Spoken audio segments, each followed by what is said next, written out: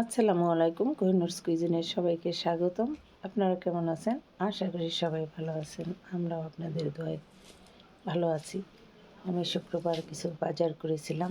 সেই বাজারগুলো কীভাবে গুছিয়ে নিলাম আপনাদের কাছে শেয়ার করব।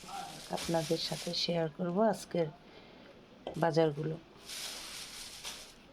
আমি কিছু সবজি নিয়ে আসছি, মাছ নিয়ে আসছি, লাউ, পালং শাক, পেঁয়াজ, আলু, সিম, কাঁচামরিচ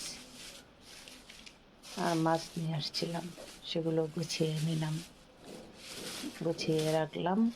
ব্যাগের থেকে আমি বাজারগুলো বের করে নিয়ে নিচ্ছি, আপনাদের সাথে শেয়ার করলাম। আমার বাজারগুলো কেমন হয়েছে আপনারা কমেন্টের মাধ্যমে জানাবেন।